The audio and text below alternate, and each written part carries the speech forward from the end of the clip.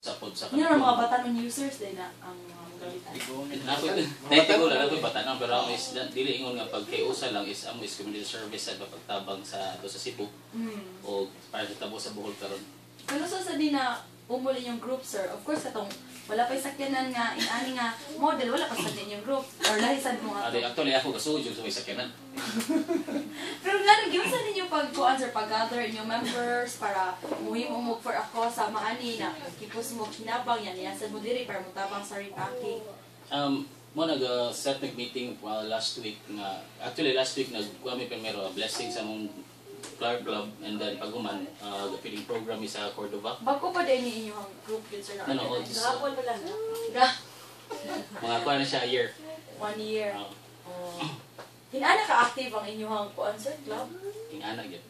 Like kung sa man nga community nga mga programs inyong gibuhat.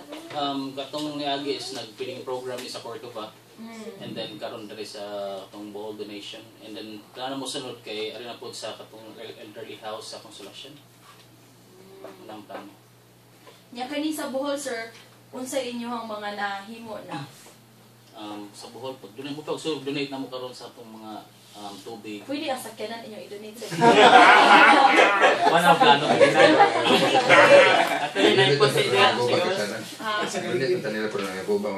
May tag ka naman, kita ko ganda dyan na mamarahin ko. Di ba community service na, ihatag ko dito sa namin. Pero sir, bitaw, salamat kay Sir Has.